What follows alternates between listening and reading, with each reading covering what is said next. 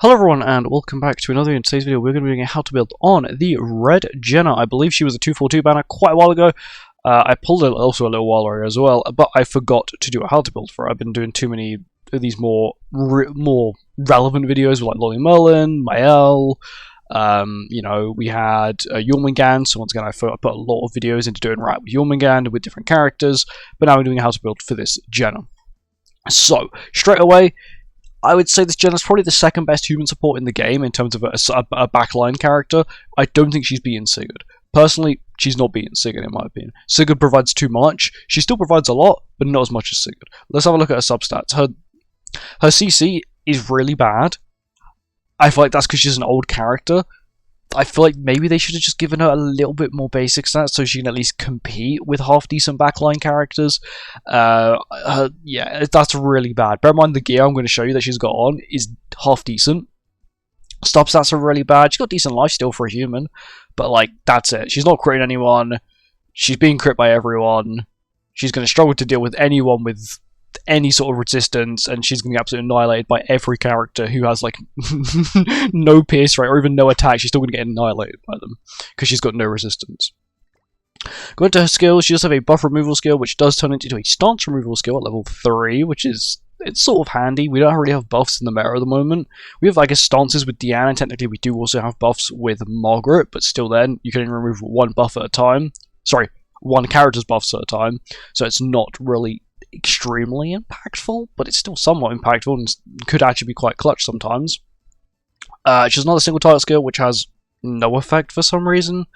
I don't know what they were thinking. At least give it like shatter or charge or just anything that would have even if it's a smaller impact on the damage, just give it to it. She needs everything she can get at this point.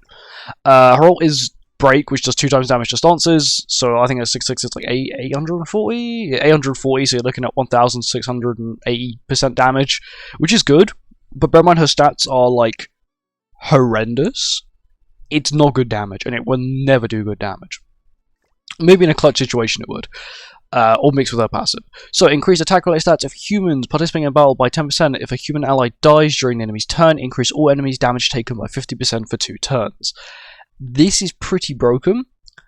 Only problem is that, once again, it is a red buff, which means it can quite easily be removed. Let's just say someone's playing, they're on a goddess team, they've got Margaret, they kill Lance, let's just say, you've got Jenna and back, boom, debuff applied, but it can then be cleansed. Of course, I'm not sure, I don't actually remember if it applies before during your turn, so let's say an ally dies on your team, it then goes back to their turn, and then the debuff applies, or is it just when the kill happens, immediately applies?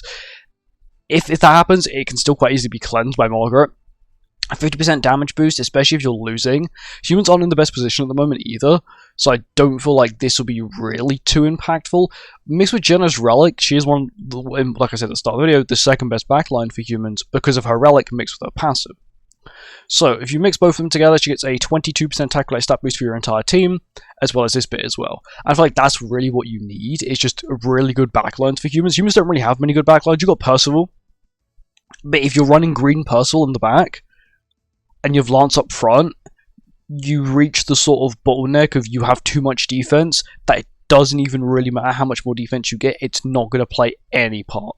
I feel like after you reach about 45 to like 60% defense related stat boost, you reach the point where, okay, normal cards aren't going to crit you, but the characters that ignore crit resistance or have really high crit chance or have double crit chance skills are still going to do the exact same amount of damage to you because they're so broken.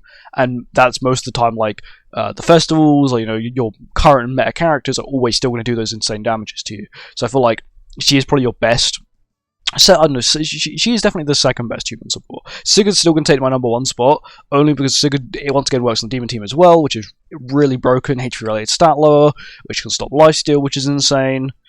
Because once again, full healing, especially when you take someone to one shot and they just full heal, it's the most irritating thing you can ever happen. I guess Sigurd also has the damage increase, basic stat boost. When he comes with the field, they lose health. With her, I guess, when an ally dies, so technically when she comes to the field, they only get a 50% damage increase on the enemies.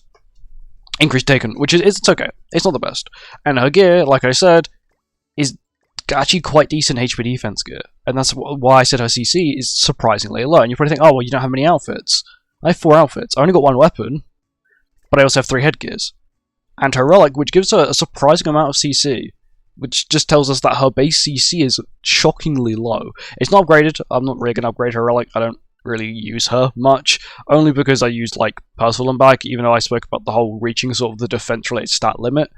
I still run him in the bag, still decent CC, and he has the sort of when allies die he gets the insane boost, which is pretty cool. But once again, if you don't have Sigurd, she's definitely your second best option. I'd highly recommend investing into her if you don't have Sigurd. If you have Sigurd, maybe still level her up anyway for Chaos mode.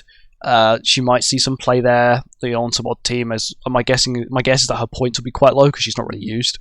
And yeah, that's it. Thank you for watching. Make sure to like, comment, subscribe, and I'll see you in the next one. Goodbye.